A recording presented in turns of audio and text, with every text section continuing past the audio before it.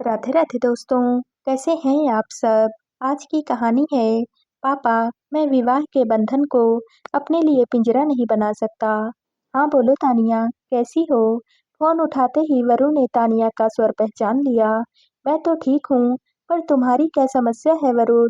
तानिया ने तीखे स्वर में पूछा। कैसी समस्या?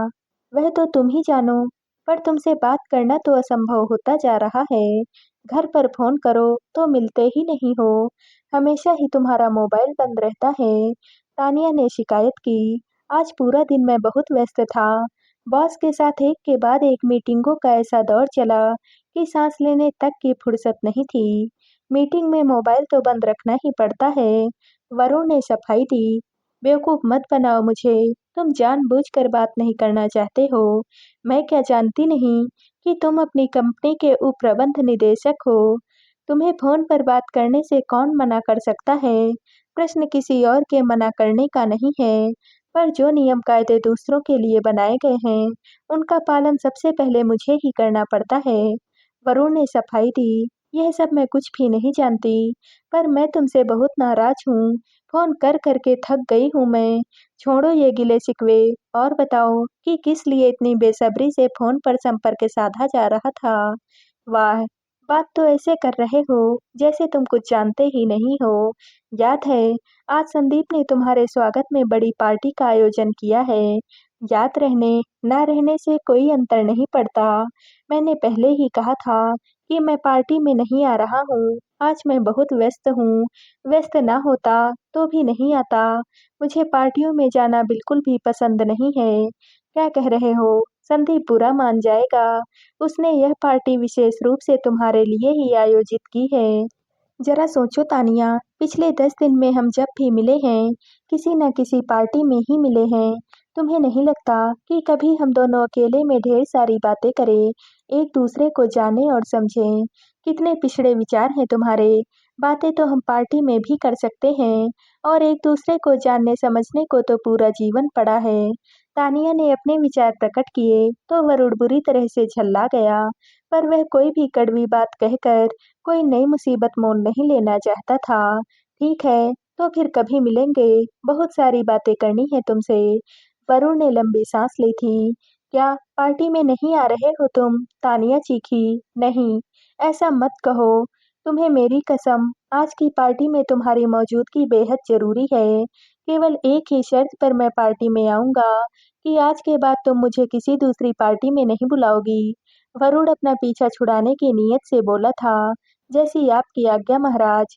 तानिया नाटकीय अंदाज में हंसकर बोली। वरुण पार्टी में पहुंचा तो वहां की तड़क भड़क देखकर वह दंग रह गया था। ज्यादातर युवतियां पारदर्शी भड़काऊ परिधानों में एक दूसरे से प्रतिस्पर्धा करती नजर आ रही थी। तानिया को देखकर पहली नजर में तो वरुण पहचान ही नहीं सका। कुछ देर के लिए तो वह उसे देखता ही रह गया था। अरे, ऐसे आश्चर्य से क्या घूर रहे हो? तानिया खिलखिलाई थी। कैसा लग रहा है मेरा नया रंग रूप? आज का यह नया रूप रंग साज श्रृंगार खास तौर पर तुम्हारे लिए है। बालों का यह नया अंदाज देखो, और यह नई ड्रेस देखो। इसे आज के मशहूर डिजाइनर सुशी से डिजाइन करवाया है। तानिया सबके सामने अपनी प्रदर्शनी कर रही थी, पर वरुण के मुंह से एक शब्द भी नहीं निकला था। क्या कर रही हो तुम? क्यों लोगों के सामने अपना तमाशा बना रखा है तुमने? अपना नहीं तो कम से कम मेरे सम्मान का तो ख्याल करो। वरुण उसे एक ओर ले जाकर बोला था। क्यों, क्या हुआ? तुम तो ऐसे नाराज हो रहे हो जैसे मैंने कोई अपराध कर डाला हो। खुद तो कभी भी मेरी प्रशंसा में दो शब्द बोलते नहीं हो, और मेरे पूछने पर यूं मुंह फुला लेते हो। तानिया बड़े ही आहत स्वर में बोली थी। तुम्हें दुखी करने का मेरा कोई भी इरादा नहीं था, पर फिर भी क्या? मैं अपनी भावी पत्नी से थोड़े शालीन व्यवहार की उम्मीद रखता हूँ, और तुम्हारी यह ड्रेस, इसके बारे में जो ना कहा जाए वह कम है। वरुण शायद कुछ और भी कहता कि तभी संदीप अपने दो दूसरे मित्रों के साथ आ गया था। हेलो वरुण। संदीप ने बड़ी ही गर्मजोशी से आगे बढ़कर हाथ मिलाया था। आज आपको यहाँ पर देखकर मुझे असीम प्रसन्नता का अनुभव हो रहा है। मैंने यह पार्टी आपके सम्मान में ही आयोजित की है। आपके न आने से इस सब तामझाम का कोई अर्थ ही नहीं रह जाता, संदीप ने कहा और वहां पर मौजूद अतिथियों से उसका परिचय कराने लगा। तानिया भी उसके साथ ही अपने दोस्तों से वरुण का परिचय करा रही थी। इनसे मिलिए, ये हैं डॉक्टर पंकज राय, शल्य चिकित्सक होने के साथ-साथ तानिया के बहुत अच्छे मित्र भी हैं। एक युवक से परिचय कराते हुए कुछ ठिठक सा गया था संदीप। डॉक्टर पंकज से इनका परिचय मैं स्वयं कराऊंगी। मेरे बड़े अच्छे मित्र हैं। 2 वर्ष तक हम दोनों साथ रहे हैं। एक दूसरे को जानने समझने का प्रयत्न किया।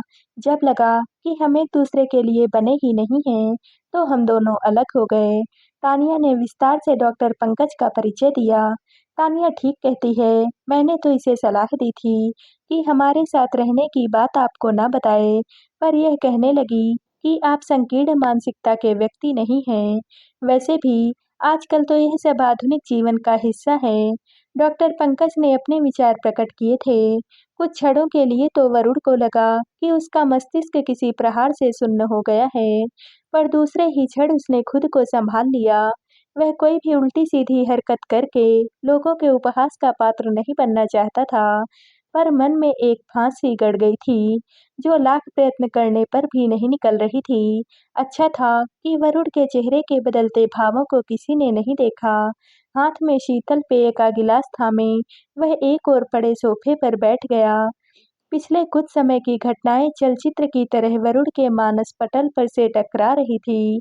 10 से 12 दिन पहले ही बड़ी धूमधाम से तानिया से उसकी सगाई हुई थी। बड़े से 5 सितारा होटल में मानो आधा शहर ही उमड़ आया था। तानिया के पिता जाने-माने व्यवसायी थे। विधान परिषद के सदस्य होने के साथ ही राजनीतिक क्षेत्र में उनकी अच्छी पैठ थी। सगाई से पहले वरुण 3-4 बार तानिया से मिला था। उसे लगा कि तानिया ही उसके सपनों की रानी है, जिसकी उसे लंबे समय से प्रतीक्षा थी।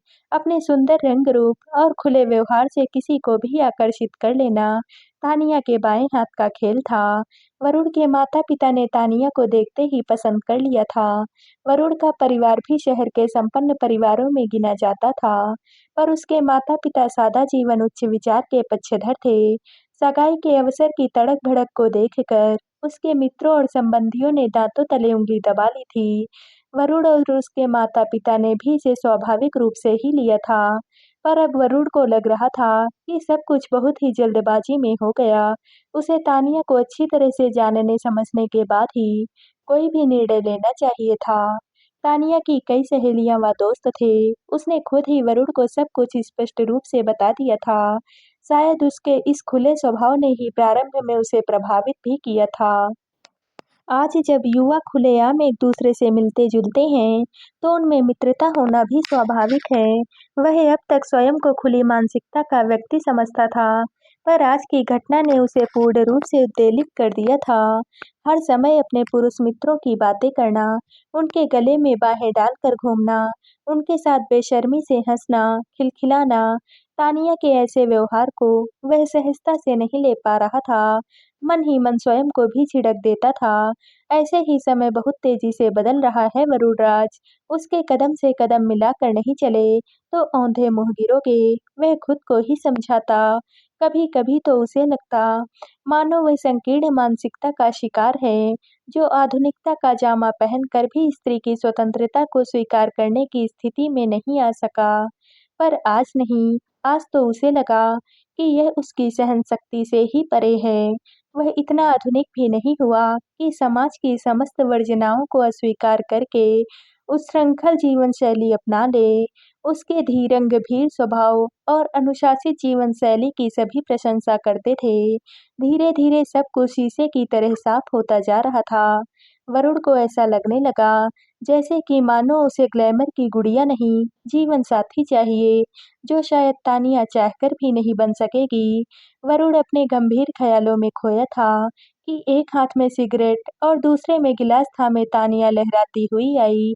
हे वरुण, तुम यहाँ बैठे हो। मैंने तुम्हें कहाँ-कहाँ नहीं ढूंढा। चलो ना, डांस करेंगे। वरुण को देखते ही उसने आग्रह किया था। वरुण तुरंत ही उठ खड़ा हुआ था। तानिया, ये सब क्या है?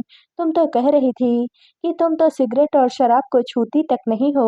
वरुण ने तीखे स्वर में प्रश्न किया था। मैं तो अब भी वही कह रही हूँ, यह सिगरेट तो केवल अदा के लिए है।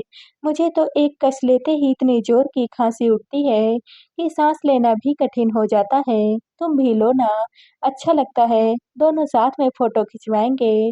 और यह तो केवल शैंपेन है, महिला का पेय। धन्यवाद। मैं ऐसे अंदाज दिखाने में विश्वास नहीं रखता हूँ। वरुण ने मना किया तो तानिया उसे डांस फ्लोर तक खींच कर ले गई। तानिया देर तक वहां थिरकती रही। वरुण ने कुछ देर तक उसका साथ देने का प्रयत्न किया, फिर वह कक्ष से बाहर आ गया। बाहर की ठंडी सुगंधित मंद पवन ने उसे बड़ी राहत दी। कुछ देर तक वह वहीं पर बैठकर आकाश में बनती बिगड़ती आकृतियों को देखता रहा। पीने पिलाने, नाचने गाने और देर रात तक पार्टी गेम्स खेलने के बाद जब भोजन शुरू हुआ तो सुबह के 4 बज गए थे। वरुण की भूख भी मर चुकी थी। तानिया से विदा लेकर जब तक घर पहुंचा तो भौं फटने लगी थी।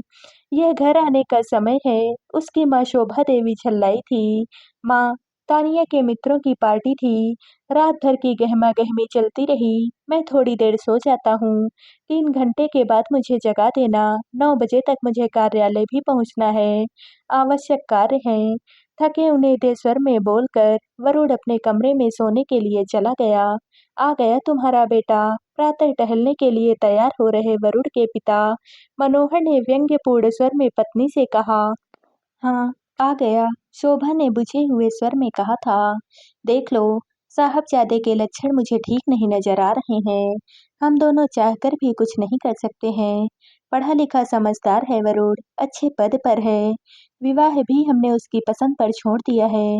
सब देख सुनकर उसने तानिया को पसंद किया था। पढ़ी लिखी सुंदर स्मार्ट लड़की है। दोनों आनंद से अपना जीवन बिताएं।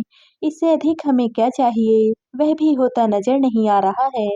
तुम्हें नहीं लगता कि हमारे और उनके सामाजिक स्तर में बहुत बड़ा अंतर है? अरे होंगे वे बड़े लोग, हम भी उनसे किसी भी बात में कम नहीं हैं। वैसे भी यदि वरुण प्रसन्न है, तो तुम क्यों अपना दिल जला रहे हो? शोभा ने बात को वहीं पर विराम देना चाहा था। वह भी ठीक है, काजी जी दुबले क्यों? ठहाका लगाते हुए मनोहर बाबू टहलने के लिए पार्क की ओर चल पड़े। कुछ दिन इसी ऊहापोह में बीत गए। वरुण भी अंतर्मुखी होता जा रहा था। उस दिन डिनर के समय वरुण अपने ही विचारों में खोया हुआ था। शोभा देवी कुछ देर तक उसे ध्यान से देखती रही थी। वरुण, उन्होंने बड़े ही धीमे स्वर में पुकारा। हाँ माँ, कहिए ना, क्या बात है? बात क्या होगी? तेरी सगाई क्या हुई? हम तो तुमसे बात करने को भी तरस गए। बात क्या है बेटे? कुछ नहीं माँ, ऐसे ही कुछ सोच विचार कर रहा था। सोच विचार बाद में करना, कभी हमसे भी बात करने का समय निकाल लिया करो ना। कैसी बात कर रही हो माँ? कहिए ना, आपको क्या कहना है? तानिया के पापा का फोन आया था। वे विवाह की तिथि को पक्की करके झटपट इस जिम्मेदारी से मुक्ति पा लेना चाहते हैं। ऐसी जल्दी भी क्या है माँ? अभी 10 दिन पहले ही तो सगाई हुई है। थोड़े दिन साथ में घूम फिर लें, एक दूसरे को समझ लें, फिर विवाह के बारे में भी सोच लेंगे। अरे बेटा, क्या कह रहा है? सगाई के बाद कोई लंबे समय तक प्रतीक्षा नहीं करता है। वैसे भी कितना समय चाहिए तुम्हें एक दूसरे को जानने के लिए? शोभा देवी हैरान और परेशान स्वर में बोली थी। माँ, हमारे विचारों में कोई भी समानता नहीं है। मुझे नहीं लगता है कि यह विवाह एक दिन भी चल पाएगा। जीवन भर की तो कौन कहे। वरुण बड़े ही रूखे स्वर में बोला था। अरे बेटा, यह क्या कह रहा है तू? ये सब तो सगाई से पहले तुझे सोच लेना चाहिए था। उसी भूल की तो सजा पा रहा हूँ माँ। सच कहूँ तो सगाई के बाद से मैंने एक दिन भी चैन से नहीं बिताया है माँ। यह सगाई तोड़ दो ना, यह सगाई तोड़ दो ना माँ। इस विवाह से ना मैं ही खुश रहूंगा और ना ही तानिया। हम दोनों के विचारों और जीवन शैली में जमीन आसमान का अंतर है। शोभा देवी स्तब्ध रह गई। जब मनोहर बाबू ने भोजन कक्ष में प्रवेश किया तो वहां बोझिल चुप्पी छाई थी। क्या बात है? आज माँ बेटे का मौन व्रत है क्या? उन्होंने उपहास किया था। मौन व्रत तो नहीं है, पर पूरी बात सुनोगे तो तुम्हारे भी पांवों तले से धरती खिसक जाएगी। शोभा देवी रोआसे स्वर में बोली थी। फिर तो कह ही डालो, हम भी इस अलौकिक अनुभूति का आनंद उठा ही लें। तो सुनो, वरुण तानिया से विवाह नहीं करना चाहता है कि इस सगाई को तोड़ दिया जाए। क्या यह सच है वरुण? जी पापा, मैं विवाह के बंधन को अपने लिए ऐसा पिंजरा नहीं बना सकता जिसमें मेरा अस्तित्व मात्र एक परकटे पंछी सा रह जाए। मनोहर बाबू यह सब कुछ सुनकर मौन रह गए थे। वरुण के स्वर से उसकी पीड़ा स्पष्ट हो गई थी। ठीक है बेटा, जैसी तुम्हारी इच्छा। अभी तो केवल सगाई ही हुई है। यदि तुम समझते हो कि तुम दोनों की नहीं निभ सकती, तो सगाई को तोड़ देने में ही सबकी भलाई है। मनोहर बाबू और शोभा ने तानिया के माता-पिता के सामने पूरी स्थिति स्पष्ट कर दी। काफी विचार विमर्श के बाद उसके संबंध को वहीं पर समाप्त करने का निर्णय ले लिया गया। दोनों पक्षों ने एक दूसरे को दी हुई वस्तुओं की अदला-बदली करके संपूर्ण प्रक्रिया की तीसरी कर डाली। आज बहुत दिनों के बाद शोभा देवी ने वरुण के चेहरे पर स्वाभाविक सी चमक देखी थी। मन में गहरी टीस होने पर भी उसके चेहरे पर संतोष था। तो दोस्तों, आप सबको यह कहानी कैसी लगी कमेंट करके ज़रूर बताइएगा और वीडियो को लाइक व शेयर कीजिएगा। दोस्तों, अगर आप इस चैनल पर नए हैं और अब तक आपने हमारे चैनल को सब्सक्राइब नहीं किया है, तो प्लीज़ और कहानियों से जुड़ने के लिए हमारे चैनल को सब्सक्राइब कर लीजिएगा। कल मिलते हैं एक और नई कहानी के साथ। आप सभी का बहुत बहुत धन्यवाद।